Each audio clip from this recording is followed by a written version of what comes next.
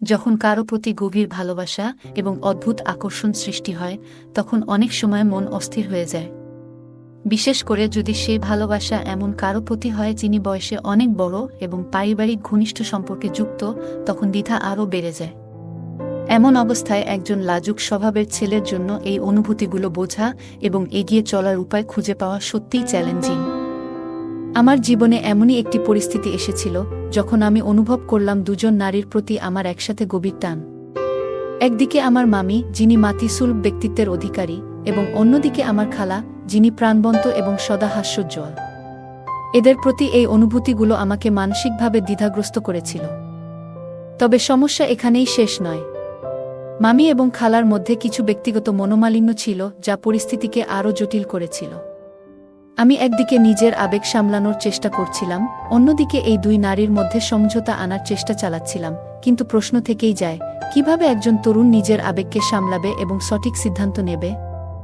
এই জটিল পরিস্থিতি থেকে মুক্তি পেতে আমি কি করলাম তা নিয়েই আজকের এই গল্প। অনেকদিন ধরেই আমার মনের মধ্যে একটা দ্বিধা আর সংকোচ চলছিল, কিন্তু একদিন হঠাৎ করেই গল্পটা নতুন মোড় নিল। আমি ভাবতেও পারিনি যে ঘটনাগুলো এমনভাবে ঘটবে যা আমার জীবনে এক নতুন অধ্যায় তৈরি করবে।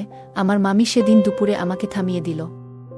সাধারণত সে খুব সহজ সরল এবং শান্ত স্বভাবের, তবে সেদিন সে প্রথমবার নিজেই কথা বলা শুরু করল।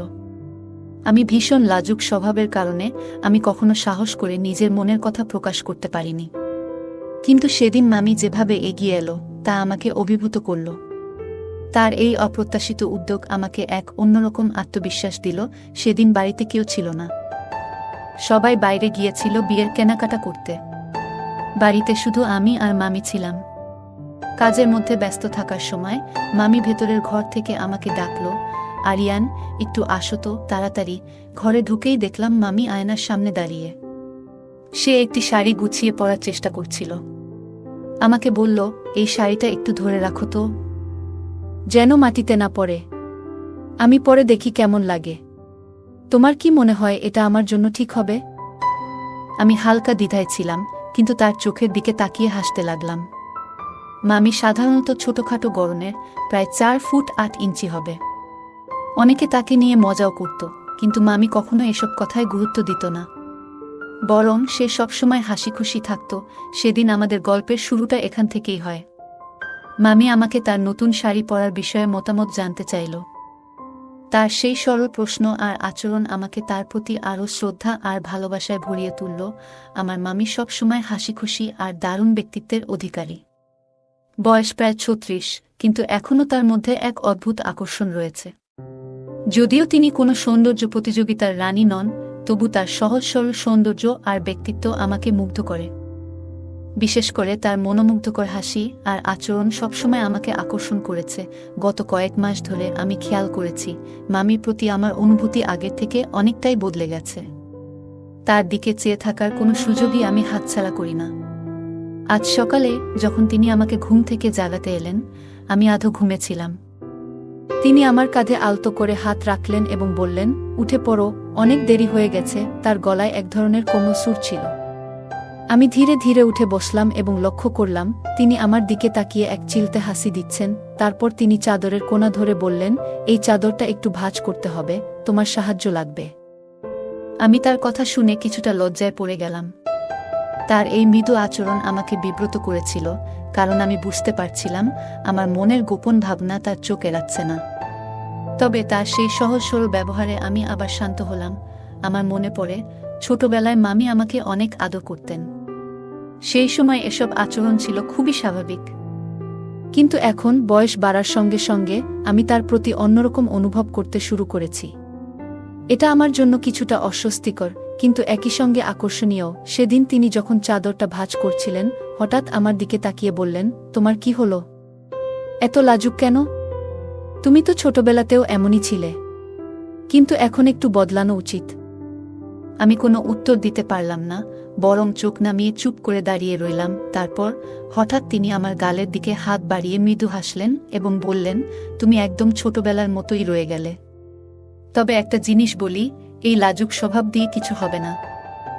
আমি লজ্জায় আরও কুঁকড়ে গেলাম। তবে তার এই মিষ্টি উপদেশ আমার মনে গভীর ছাপ ফেলল। এই ঘটনাগুলোই আমাদের গল্পের এক নতুন দিগন্ত খুলে দিল। আমার অনুভূতিগুলো হয়তো তাকে বুঝিয়ে দিতে পারিনি, কিন্তু তার আচরণ আমার প্রতি এক ধরনের অদৃশ্য মমত্ববোধ তৈরি করেছিল। সেই দিনটি আমার জন্য একটি বিশেষ স্মৃতি হয়ে থাকবে। সকালের কথা বলতে গেলে মামি আমার দিকে হাসি মুখে তাকিয়ে বলল, তুমি এমন লাজুক কেন? কি ব্যাপার, আজ সকাল থেকেই তোমার কিছুটা অন্যরকম লাগছে। আমি কিছু বলতে পারলাম না, শুধুমাত্র তার দিকে চেয়ে রইলাম। তখন মামি আমার হাত আলতো করে ধরলেন এবং বললেন, তুমি কিছু বলতে চাও, তাই না? কিন্তু সাহস পাচ্ছ না। ঠিক আছে, আমি বলি। তোমার চোখে আমি অনেক কিছু পড়তে পারি। 3 মাস আগে যখন তুমি আমাদের বাড়িতে এসেছিলে, তখন থেকেই আমি কিছু টের পেয়েছি। আমি একটু ঘাবড়ে গেলাম এবং বললাম, মামি, আমি আসলে ভেবেছিলাম যে যদি তোমার খারাপ লাগে। তুমি তো ছোটবেলা থেকে আমাকে এত ভালোবাসো। আমি কখনো ভাবতেও পারিনি যে তোমার সম্পর্কে এমন কিছু ভাবতে পারি। মামি হেসে বললেন, তোমার এই লাজুক ভাবটাই তো তোমাকে আরও বেশি মিষ্টি করে তোলে। আমি জানি তোমার মনে কি চলছে। তখন আমি লজ্জায় আরও কুঁকড়ে গেলাম। মামি বললেন, তোমার ভাবনায় কোনো ভুল নেই। আমরা সবাই মানুষ, আমাদের ভাবনাও স্বাভাবিক। কিন্তু তোমার এই ভাবনাগুলো যদি সঠিক পথে পরিচালিত হয়, তবেই সেটা জীবনের জন্য ভালো হবে। তারপর তিনি বললেন, তুমি কি জানো, ছোটবেলায় যখন আমি বিয়ে করলাম, তখন তোমাকে দেখে মনে হতো তুমি কতটা মিষ্টি একটা ছেলে। এখন তুমি বড় হয়েছ, কিন্তু তোমার সেই মিষ্টি ভাবটা রয়ে গেছে। আমি সাহস করে বললাম, মামি, আমি সত্যি বলতে চাই, তুমি আমার জন্য অনেক স্পেশাল। আমি জানি এটা বলতে একটু দেরি হয়ে গেল, কিন্তু তোমার সামনে বলতে সাহস পাইনি। মামি একটুখানি হেসে বললেন, তোমার এই সাহসই তোমাকে আরও বড় করবে। জীবনে অনেক কঠিন পরিস্থিতি আসবে, কিন্তু নিজের মনের কথা বলতে কখনো দ্বিধা করো না। এরপর মামি উঠে গিয়ে দরজাটা বন্ধ করে দিলেন এবং বললেন, তুমি তো খুব ভালো ছেলে, তোমার মতো মানুষের জীবনে সবসময় ভালো কিছুই হবে। তার সেই কথাগুলো আমার মনে গভীরভাবে দাগ কেটে গেল। সকালের ঘটনা। মামি হালকা হাসি মুখে আমার দিকে তাকিয়ে বলল, তুমি এমন লাজুক কেন? তোমার এই মিষ্টি ভাবটাই আমাকে মুগ্ধ করে। আমি কিছু বলতে পারলাম না, শুধু তার কথা শুনে লজ্জায় চোখ নামিয়ে নিলাম। মামি হেসে বলল, তোমার কিছু বলার আছে, তাই না? বলো, আমি শুনছি। আমি সাহস করে বললাম, মামি, তোমার সাথে এমনভাবে কথা বলা আমার পক্ষে খুব কঠিন। আমি ছোটবেলা থেকে তোমাকে খুব পছন্দ করি, কিন্তু আজকাল আমার মনে হয় আমার অনুভূতিগুলো বদলে গেছে। মামি কিছুক্ষণ আমার দিকে তাকিয়ে থেকে মিষ্টি গলায় বলল, তোমার মনের কথা শুনতে আমারও ভালো লাগছে। এরপর মামি বলল, তুমি তো এখন অনেক বড় হয়ে গেছ। আমি জানি ছোটবেলায় আমি তোমার জন্য কতটা গুরুত্ব রাখতাম, কিন্তু এখন তোমার সেই অনুভূতির বদল আমাকে অবাক করছে না। আমি তার কথাগুলো শুনে ধীরে ধীরে আমার লজ্জা কাটিয়ে উঠছিলাম। ঠিক সেই মুহূর্তে দরজার ঘণ্টি বেজে উঠল। মামি একটু বিচলিত হয়ে বলল, আরিয়ান, তো একটু দেখে আয়, কে এসেছে। আমি ততক্ষণে ঘরটা ঠিক করি। আমি দরজা খুলতে গেলাম। দরজার বাইরে ছিলেন পায়েল খালা। তিনি ঘরে ঢুকে বললেন, তোমার এত সময় লাগলো দরজা খুলতে? শরীর খারাপ নাকি? আমি হেসে বললাম, না খালা, একটু কাজ করছিলাম, তাই দেরি হয়ে গেছে। খালা চোখ ছোট করে আমাকে দেখলেন এবং বললেন, তোমার প্রিয়া মামি কোথায়? আমি বললাম, মামি তো ঘরের ভেতর আছে। ডেকে দিই? খালা একটু বিরক্তির সুরে বললেন, থাক, ডাকতে হবে না। খালা ঘরে ঢুকে মামির প্রতি নজর দিলেন। তাদের সম্পর্কের টানাপোড়েন সম্পর্কে সবারই জানা ছিল। যখনই তারা একসঙ্গে থাকতেন, তখনই তাদের মধ্যে ছোটখাটো তর্কবিতর্ক লেগেই থাকত। আজও তার ব্যতিক্রম হল না। খালা এবং মামির মধ্যে পার্থক্য ছিল চোখে পড়ার মতো। মামি ছিলেন স্নিগ্ধ ও হাসি খুশি স্বভাবের, আর খালা ছিলেন কিছুটা রাগী ও গম্ভীর। তাদের দুজনের ব্যক্তিত্ব একেবারে আলাদা। খালা ঘরের দিকে এগিয়ে গেলেন। আমি তখন নিজের মন শান্ত করার চেষ্টা করছিলাম। মামির সাথে হওয়া কথোপকথন আমার মনকে অনেকটা হালকা করে দিয়েছিল। আমাদের বাড়িতে আসা যাওয়ার মধ্যে মামি এবং খালা দুজনই ছিলেন। মামি সবসময় হাসি খুশি আর প্রাণবন্ত, খালা বরাবরই একটু গম্ভীর এবং শৃঙ্খলাপ্রিয়। দুইজনের স্বভাব সম্পূর্ণ বিপরীত। মামির হাসি আর মায়া যেন সবার মন জয় করে নিত। অন্যদিকে খালার ব্যক্তিত্ব ছিল দৃঢ় এবং কঠোর। খালা 5 ফুট 8 ইঞ্চি লম্বা, গায়ের রং শ্যামলা হলেও অনেক আকর্ষণীয়। তার চেহারায় ছিল এক ধরনের দৃঢ়তা, যা তাকে অন্যদের থেকে আলাদা করত। ছোটবেলায় খালার শাসন আর বকাঝকার জন্য তার থেকে একটু ভয় পেতাম। কিন্তু সময়ের সঙ্গে সঙ্গে তার সেই কঠোরতার মধ্যেও মমত্ববোধ খুঁজে পেয়েছিলাম। একদিন খালা আমাদের বাড়িতে এলেন এবং ঘরের ভেতরে ঢুকে আমার বিছানায় বসে পড়লেন। তিনি হালকা হেসে বললেন, আজ খুব ক্লান্ত লাগছে, একটু বিশ্রাম নেব, এই বলে খালা শুয়ে পড়লেন। আমি পাশের চেয়ারে বসে পড়তে শুরু করলাম। তবে মনোযোগ ছিল না। বারবার খালার দিকে চোখ চলে যাচ্ছিল। কিছুক্ষণ পর মামি বাইরে এসে আমাকে ইশারায় ডেকে নিলেন। তিনি মুচকি হেসে বললেন, আমি এখন বাইরে যাচ্ছি। তোমার খালা এসে সব মজা নষ্ট করে দিল। আজ তোমার সঙ্গে অনেকক্ষণ গল্প করব ভেবেছিলাম। মামি হালকা হাসি দিয়ে বললেন, আর শোনো, তোমার খালার সঙ্গে কিন্তু ভালোভাবে থেকো, কোনো ঝামেলা করবে না। আমি মামির কথা শুনে একটু হাসলাম। তিনি আবার বললেন, তুমি তো খুব লাজুক। তবে দেখো, জীবনে নিজের কথা বলতে শিখতে হবে। আর আজ রাতে ফিরে এসে তোমার সঙ্গে বসে গল্প করব অনেক। এই বলে মামি চলে গেলেন। ঘরে ফিরে এসে আমি দেখলাম খালা গভীর ঘুমে মগ্ন। তার শান্ত চেহারা দেখে আমার মনে হলো, কঠোরতার আড়ালে তার মনের গভীরতায় হয়তো অনেক কোমলতা লুকিয়ে আছে।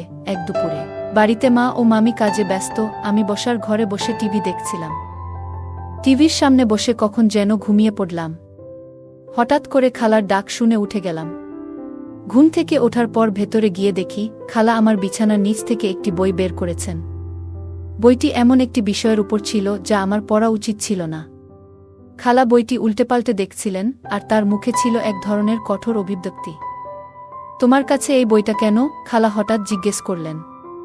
তার কণ্ঠে মিশে ছিল রাগ এবং কৌতূহলের মিশ্রণ। আমি একেবারে ভ্যাবাচ্চাকা খেয়ে গেলাম। ছোটবেলায় খালার রাগ দেখেছি, তবে আজ যেন পরিস্থিতি অন্যরকম। সবাই তো বই পড়ে। আমি মাথা নিচু করে বললাম। খালা আমার দিকে তাকালেন এবং বইটি বন্ধ করে বললেন, তোমার বয়সটা বোঝা উচিত। তুমি এখন যা করছো তা ভবিষ্যতে সমস্যায় ফেলতে পারে। তারপর খালা বইটি রেখে হালকা হেসে বললেন, তুমি কি জানো, ছোটবেলায় যখন তুমি আমার কাছে আসতে আমি তোমার জন্য কত কিছু করতাম।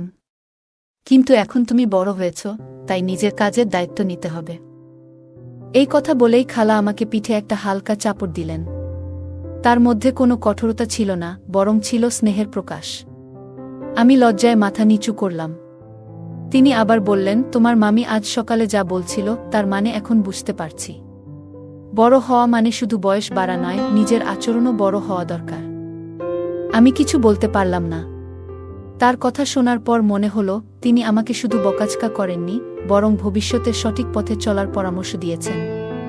এই মুহূর্তে তার রাগ কমে গিয়ে মমতা ফুটে উঠল।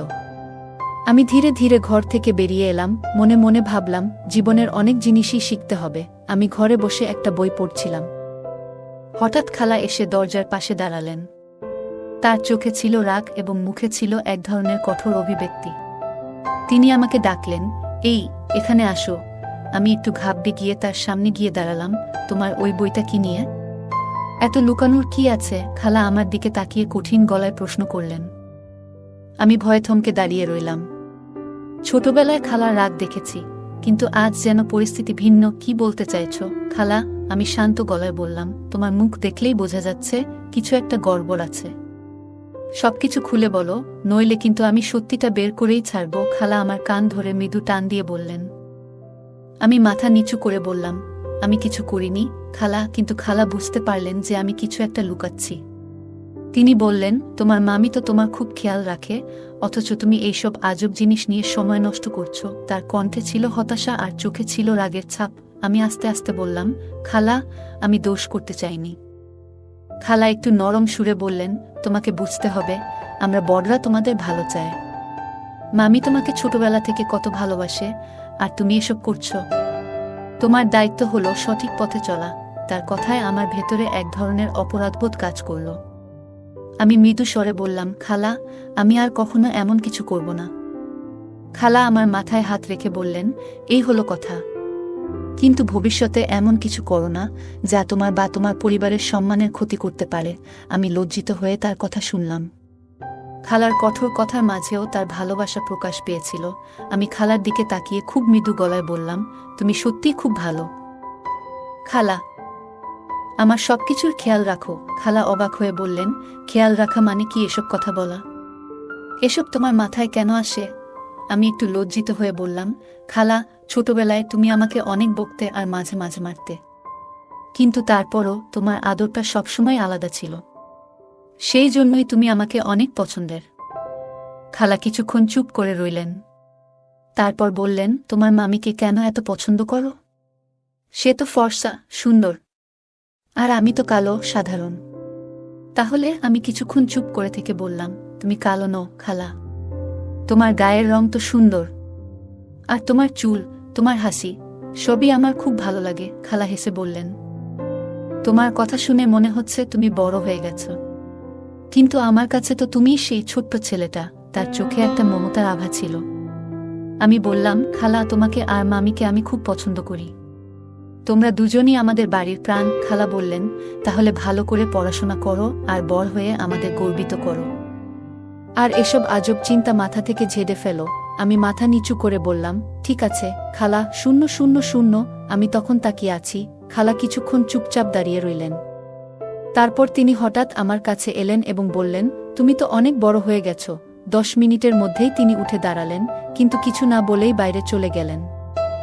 আমি তখন দরজার হালকা শব্দ শুনতে পাই। কিছুক্ষণ পরে খালা ফিরে এলেন এবং বেডরুমের দরজা বন্ধ করে দিলেন। তিনি কাছে এসে শান্ত গলায় বললেন, আজ কেউ আসবে না? আমি কিছুটা অবাক হয়ে জিজ্ঞেস করলাম, সত্যিই কেউ আসছে না? তিনি দৃঢ়ভাবে বললেন, না, রাত পর্যন্ত কেউ আসবে না। তার কথা শুনে আমিও চুপ করে রইলাম। তিনি হালকা হেসে বললেন, আরিয়ান, তুই খুব ভালো ছেলে, কিন্তু আমি তোকে নিয়ে এত কিছু জানতাম না। যদি আগে জানতাম তাহলে। তারপর তিনি একটু থেমে বললেন, এখন উঠে দাঁড়া, আমাকে একটু সাহায্য করো, আর মামিদের কাছে বারবার যাস না। আমি আছি তো, যখনই তোর কোনো দরকার হবে সোজা আমার কাছে আসিস। আবার মামির সঙ্গে সময় কাটাতে যেতে আমি 3 দিন লাগালাম। তারপর একদিন মামি আমাকে বাড়ির মধ্যে ইশারায় ডাকলেন। তখন কিছু করার দরকার পড়ল না, মামি সব কিছু ঠিকঠাক করে নিয়েছিলেন। পরদিন সকালে সবাই মন্দিরে যাওয়ার প্রস্তুতি নিচ্ছিল। আমি তখনও ঘুমাচ্ছিলাম। মামি মাকে বললেন, তুমি আগে যাও, আমি একটু পরে আসছি। তিনি কিছু কাপড় ঠিক করার জন্য আমার ঘরে এলেন। স্নানের পর তিনি তাজা লাগছিলেন এবং হাতে শাড়ি নিয়ে দরজা বন্ধ করলেন। তারপর তিনি আমার চাদর সরিয়ে বললেন, তুই এখনো ঘুমাচ্ছিস? সকাল হয়ে গেছে, ওঠ, তোকে দেখে বেশ ভালো লাগছে। আমি কিছুটা অস্বস্তি নিয়ে উঠে বসলাম। তিনি হালকা হেসে বললেন, কাল রাতে তুই ভালো ঘুমিয়েছিস তো? আমি একটু অস্বস্তি অনুভব করছিলাম। তারপর তিনি বললেন, এই কাপড়গুলো মনে করে ধুয়ে নিস, না হলে হয়তো কেউ ব্যবহার করে ফেলবে। কিছুক্ষণের মধ্যেই তিনি বেরিয়ে গেলেন। সেদিন পুরোটা সময় আমার মন বেশ অস্থির ছিল। তবে পরের দিন সকালে শুনলাম মামি শহরে মামার সঙ্গে কোনো কাজের কারণে গেছেন। তারা সেখানে 2 দিন থাকবে। 2 দিন ধরে মামিকে দেখতে পাচ্ছিলাম না। মনের ভেতর এক অদ্ভুত অস্থিরতা কাজ করছিল। মামি কোথায় গেলেন তা জানার জন্য বারবার খুঁজছিলাম। অবশেষে দুপুরে মামি কাজ থেকে ফিরে এলেন। দুপুরের খাবারের সময় তিনি আমার দিকে তাকিয়ে মুচকি হাসলেন। সেই হাসির মধ্যে যেন লুকিয়েছিল একরাশ রহস্য। খাবার শেষে মামি আমাকে ইশারা করে ডেকে বললেন, তোর মাকে বলে দে আমি সন্ধ্যাবেলা বাইরে যাব, তুইও যেন একটা অজুহাত দিয়ে চলে আসিস। মামি যা বললেন তাতে আমার মন আনন্দে ভরে উঠল। তার কথার অর্থ ছিল স্পষ্ট, কিন্তু কেন? কি কারণে মামি আমাকে নিয়ে যেতে চাইছেন? সন্ধ্যার সময় মামি বের হয়ে যাওয়ার পর আমি মাকে বললাম, আমি বন্ধুর বাড়ি যাচ্ছি, রাতের আগেই ফিরে আসব। মামি আগে থেকেই একটি গাড়ি ঠিক করে রেখেছিলেন। মামি আমাকে তাদের বাড়ি নিয়ে গেলেন। সেখানে পৌঁছানোর পর আমি দেখলাম ঘরে কেউ নেই। মামা কাজের জন্য বাইরে ছিলেন আর তাদের মেয়ে অন্য শহরে পড়াশোনা করছে। মামি আমাকে বললেন, তুই আরাম করে বিশ্রাম নে, কয়েক ঘন্টার মধ্যে তুই ফিরে যাবি। মামি আমার দিকে যেভাবে তাকাচ্ছিলেন তাতে বোঝা যাচ্ছিল যে আজকের পরিকল্পনাটি খুব গোপনীয়। এই পুরো সময়টা যেন এক রহস্যে মোড়া ছিল। ঘরে থাকার সময়টুকুতে মামি সবসময় নিশ্চিত করছিলেন যেন কারো সন্দেহ না হয়। বাড়ি ফিরেই মামি দরজা বন্ধ করলেন এবং হাসি মুখে বললেন, কি রে, এত তাড়াহুড়ো কেন? আমি তো পালাচ্ছি না। এরপর তিনি চায়ের জন্য রান্নাঘরের দিকে চলে গেলেন। মামি ফিরে এসে বললেন, দেখি 2 দিন ধরে তোকে দেখিনি, ভাবলাম তুই ভুলে গেছিস। তুই তো আসবি না, আমাকেই তোকে ডেকে আনতে হলো। আমি হেসে বললাম, কি করব বলুন? ওদিকে পায়েল খালা এসেছিলেন, সবকিছুর উপর নজর রাখছিলেন। মামি একটু চিন্তিত মুখে বললেন, ও বুঝি কিছু জানে নাকি আমাদের ব্যাপারে? আমি অন্যদিকে কথাটা ঘোরানোর চেষ্টা করলাম, কিন্তু মামি আমার মনের ভাব ঠিকই বুঝে ফেললেন। অবশেষে আমাকে সত্যি কথাটা বলতে হলো। মামি গভীর চিন্তায় পড়ে গেলেন। ওই পায়েল তো সব সময়ই একটা না একটা কথা নিয়ে লেগে থাকে, তার ছেলের সঙ্গে তুলনা করে জলে পুড়ে মরে। এরপর মামি একটু মজা করেই বললেন, তুই কি জানিস, সেদিন আমি বাইরে গেলে ও তোকে বকাচকা করেছে। ঠিক বলো, কিছু বলেছিল নাকি? আমি মাথা নাড়লাম, কিন্তু মামি কিছুতেই বিশ্বাস করলেন না। তিনি বারবার জিজ্ঞেস করতে থাকলেন, সত্যি করে বলো, মিথ্যে বললে কিন্তু আর কথা বলবো না। শেষে আমি স্বীকার করলাম। মামি একটু রেগে গেলেন, বদমাস ছেলে, 2 দিনে 2 বার তোকে বকাচকা করেছে, কি দরকার ছিল পায়েলকে এসব বলার? আমি বললাম, মামি আমি তো কিছু করিনি। উল্টে উনি আমাকে দোষারোপ করছিলেন, বলছিলেন তোমার মামি তো এত সুন্দরী, আমি তার সামনে কিছুই না, উনি তো সবসময় আমাকে এড়িয়ে চলেন। এই কথা শুনে মামি হেসে ফেললেন, তার চোখে মুখে হাসির ঝিলিক ছিল। বললেন, ওরে বাবা, এত বড় কথাও বলেছে, এখন দেখ আমি কি করি। পায়েল খালার সঙ্গে এই তুলনা নিয়ে আরেকদিন কথা বলতেই হবে। ঘর জুড়ে হাসির রেশ ছড়িয়ে পড়ল। মামি যেন পুরো বিষয়টাকে নিজের মতো করে সামলে নিলেন। গল্পটি এক অন্যরকম রোমাঞ্চ নিয়ে শেষ হল। মামি কিছুক্ষণ চুপচাপ রইলেন, তারপর মৃদু হেসে বললেন, কি বলবো রে, আমি তো কখনো কিছু বলিনি, ওরাই সবসময় ঝগড়া করতে আসে, তবে মানুষ হিসেবে খারাপ নয়। এই বলে মামি উঠে গেলেন, বললেন, এক কাজ করি, তোর জন্য কফি বানাই, তুই তো দেখি অনেক ক্লান্ত, সময়ও আছে 3 ঘন্টার মতো। আমি হাসতে হাসতে বললাম, মামি যদি বলো, আমি 2-4 ঘন্টাও তোমার পাশে থাকতে রাজি। মামি আমার কথা শুনে হাসলেন এবং ভালোবেসে আমার পিঠে চাপড়ে দিলেন। তারপর তিনি কফি বানাতে গেলেন। এদিকে আমি বই বের করে দেখতে লাগলাম। মামি ফিরে এসে কফি খেতে খেতে বললেন, কি রে, এটা কোনো বই? তোর কাছে এমন সব বই আসে কিভাবে? আমি হেসে বললাম, মামি আগে কখনো দেখনি নাকি? মামি বললেন, না রে, এমন বই তো কখনো দেখিনি। কলেজে 2-1টা সাধারণ বই দেখেছি, কিন্তু এরকম নয়। আমি একটু মজা করেই বললাম, মামি একটা কথা বলি, রাগ করবে না তো? আর মারবেও না, তোমার আমার কসম। মামি চোখে কৌতূহল নিয়ে বললেন, বলে ফেলো রে, আমি কিছুতেই রাগ করব না। আমি একটু লজ্জা পেয়ে ধীরে ধীরে বললাম, মামি তোমাকে আর খালাকে নিয়ে মাঝে মাঝে স্বপ্ন দেখি, খুব অদ্ভুত সব স্বপ্ন। এই কথা শুনে মামি অবাক হয়ে আমার দিকে তাকালেন, তারপর বললেন, কি সব বোকামি কথা বলছিস, লজ্জা করে না তোর? দাঁড়া, তোকে আমি ঠিক করছি। এটা বলেই মামি আমার কান মুচড়ে দিলেন।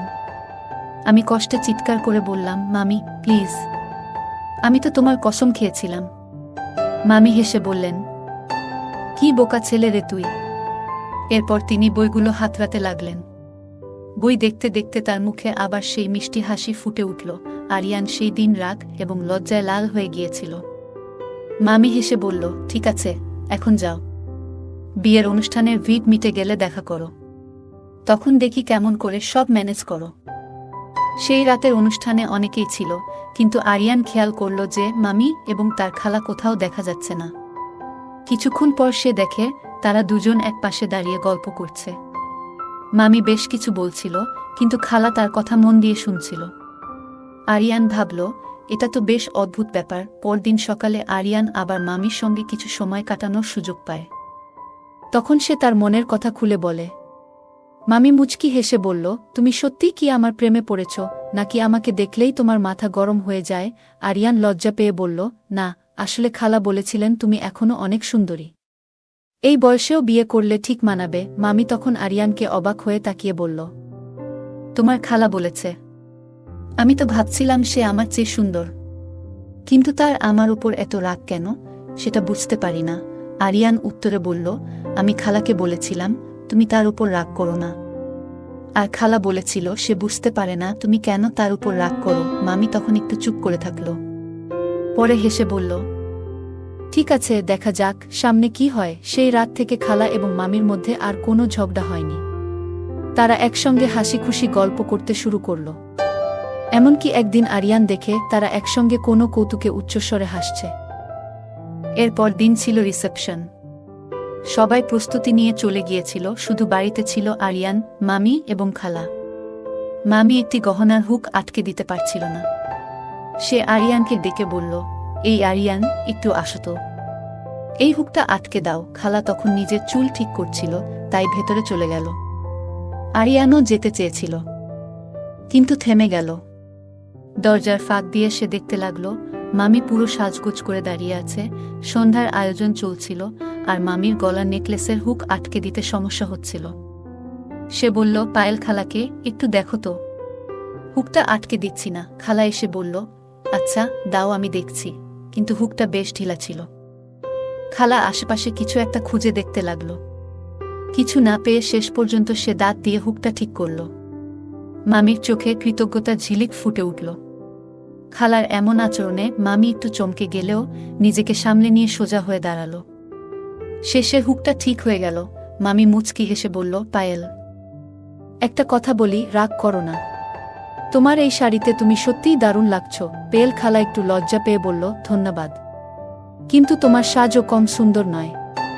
আজ কি তুমি লাল শাড়িটা পরবে? প্রিয়া মামি বলল, ভাবছিলাম লালটা পরব, কিন্তু তোমার পরামর্শে সবুজ শাড়িটা পরে নিলাম। তুমি বলেছিলে এটা পরলে ভালো লাগবে। খালা মাথা নেড়ে বলল, ঠিক বলেছ, সবুজটা তোমার খুব মানিয়েছে। কিছুক্ষণ তারা গল্প করল। এরপর মামি বাইরে বেরিয়ে গেল, আর খালা অন্য ঘরে তৈরি হতে চলে গেল। কিছুক্ষণ পরে মামি ডেকে বলল, পায়েল, একটু এসো তো, একটা সমস্যা হয়েছে। খালা যখন ঘরে ঢুকল, মামি তখন আয়নার সামনে দাঁড়িয়ে নিজের শাড়ি ঠিক করছিল। সে বলল, আমার ওজন একটু বেড়ে গেছে মনে হচ্ছে, এই শাড়িটা একটু টাইট লাগছে। খালা বলল, আরেকটা শাড়ি পরে নাও, যদি আরামদায়ক লাগে। মামি মুচকি হেসে বলল, না, এটা পরেই থাকি। তুমি ঠিক করে দাও। খালা একটু ঝুঁকে শাড়িটা ঠিক করে দিল। তারপর বলল, তোমাকে এটা দারুণ মানিয়েছে, সবাই তোমার দিকে তাকাবে। মামি হেসে বলল, তাহলে আর কিছু ভাবার দরকার নেই। সেদিনের আয়োজন ভালোভাবেই শেষ হল। তাদের কথোপকথন আর খুনসুটি সন্ধ্যাকে আরও সুন্দর করে তুলেছিল। হালকা হাসির শব্দ শুনতে পেলাম, কিন্তু আর কিছু না। মিনিট পেরিয়ে গেল, আমি ভাবছিলাম ভেতরে কি হচ্ছে। প্রায় ২০ মিনিট পরে আমি বললাম, মামি, খালা, দেরি হয়ে যাচ্ছে, মা আমাকে বকবে। ভেতর থেকে মামি বলল, হ্যাঁ হ্যাঁ, আমরা আসছি। কিছুক্ষণ পর দরজা খুলল এবং তারা দুজন বেরিয়ে এলো। তাদের মুখে এক ধরনের রহস্যময় হাসি ছিল। আজ খালাকে দেখতেও অসাধারণ লাগছিল। তারা দুজন এত সুন্দর লাগছিল যে আমি মুগ্ধ হয়ে গেলাম। তারা আমার দিকে তাকিয়ে হেসে বলল, এইভাবে তাকিয়ে আছো কেন? আগে কখনো আমাদের দেখোনি নাকি? মামি হেসে বলল, ছাড়ো পায়েল, আরিয়ান তো আজ পুরো বিভোর হয়ে গেছে আমাদের দেখে। খালা বলল, দেখো আরিয়ান, লোকজন আজ ভাববে আসল অতিথি কে আর তুমি কার দিকে তাকিয়ে আছো। সবাই মজা করতে করতে রিসেপশনের জন্য বেরিয়ে পড়লাম। পুরো অনুষ্ঠানে তারা একসঙ্গে ছিল, কথা বলছিল এবং হাসছিল। আমার মা আমাদের দেখে মুচকি হেসে বললেন, আজ এদের কি হয়েছে? ঝগড়ার বদলে পুরো সময় মিলেমিশে আছে। রাতে আমার মনের মধ্যে অনেক প্রশ্ন ঘুরপাক খাচ্ছিল। তারা ভেতরে সাজছিল নাকি অন্য কিছু করছিল? পরদিন অতিথিরা ধীরে ধীরে বিদায় নিচ্ছিল। খালা, যিনি সাধারণত দিল্লিতে থাকেন, চলে যাওয়ার কথা ভাবছিলেন, কিন্তু মামি তাকে বলল, পায়েল, তুমি কি এখানে আরও কিছুদিন থাকতে পারবে? আমি একা হয়ে যাব। আমার মা বিস্মিত হয়ে তাকালেন। যারা আগে এক মুহূর্তে একে অপরকে সহ্য করতে পারত না, তারাই এখন একসঙ্গে থাকার কথা বলছে। আমার মা হাসতে হাসতে বললেন, তাহলে তুই থাক, তোর মামি আর খালার সঙ্গে থেকে ভালো সময় কাটাবি। আমি খুশি হয়ে বললাম, হ্যাঁ মা, আমি এখানেই থাকব। তবে আমার মনে হচ্ছিল, এই দুইজন একসঙ্গে থাকলে আমাকে নিয়ে কি পরিকল্পনা করবে কে জানে। পরের দিন বিকেলে বাবা মা বেরিয়ে গেলেন। আমি, মামি আর খালা একা রইলাম। খালা বিদায় নেওয়ার আগে মজা করে আমার গালে চাপ দিয়ে বললেন, তোর মুখ দেখে মনে হচ্ছে খুব কষ্ট হচ্ছে আমাকে যেতে দেখে। আমি মুচকি হেসে বললাম, খালা, তুমি আমাদের সঙ্গে থাকো, একসঙ্গে মজা করব। রাতে আমরা তিনজন একসঙ্গে গল্প করছিলাম। মামি আমাকে বললেন, আজ রাতে কে কোথায় ঘুমাবে? আমি বললাম, আমি বাইরের ঘরে ঘুমাবো, তোমরা ভেতরে আরামে এসি চালিয়ে ঘুমাও। আমার কথা শুনে তারা হেসে উঠলেন। খালা বললেন, আরে না, তুই বাইরের ঘরে কিভাবে থাকবি? তুই ভেতরে থাক, আমি বাইরে ঘুমাই। মামি বললেন, তা তো হবে না, তুই ভেতরে ঘুমা পায়েল, আমি বাইরে ঘুমাই। তাদের মধ্যে এই তুই ঘুমা আমি ঘুমিখু নিয়ে হাসাহাসি চলতে লাগল। আমার দিকে তাকিয়ে বারবার হেসে উঠছিলেন, মনে হচ্ছিল আমায় নিয়েই মজা করছেন। অবশেষে তারা আমায় বললেন, তুই বল আরিয়ান, তুই কোথায় ঘুমাবি? আমি বললাম, সবাই একসঙ্গে ভেতরের ঘরে ঘুমাই। বড় বিছানা আছে, আমরা সবাই আরামে থাকতে পারব। আমার কথা শুনে তারা এত হাসলেন যে হাসি থামাতে পারছিলেন না। শেষ পর্যন্ত আমরা তিনজন একসঙ্গে গল্প করতে করতে ঘুমিয়ে পড়লাম। সেই রাতে তারা আমাকে নিয়ে কি পরিকল্পনা করছিলেন সেটা হয়তো আমি কখনোই জানতে পারব না। রাতের কথা বলি। মামি হেসে বললেন, ঠিক বলেছিস, চালাক ছেলে। চলো আমরা সবাই ভেতরে গিয়ে একসঙ্গে ঘুমাই। আমরা একসঙ্গে বড় বিছানায় ঘুমাতে গেলাম। আমি মাঝখানে শুয়েছিলাম, আর মামি আর খালা আমার দুপাশে। তারা একে অপরের দিকে তাকিয়ে হাসছিলেন। তাদের সেই গোপন হাসি দেখে আমার মনে হলো, আজ রাতে নিশ্চয়ই কিছু ঘটনা ঘটবে। বন্ধুরা, যদি এই গল্পটি ভালো লেগে থাকে তাহলে দয়া করে ভিডিওটি লাইক করুন এবং আমাদের চ্যানেলটি সাবস্ক্রাইব করুন। পাশে থাকা বেল আইকনটি প্রেস করুন, যাতে করে আমরা যখনই নতুন ভিডিও আপলোড করি তার নোটিফিকেশন সবার আগে আপনার কাছে পৌঁছে যায়। ধন্যবাদ, দেখা হবে আমাদের পরবর্তী ভিডিওতে।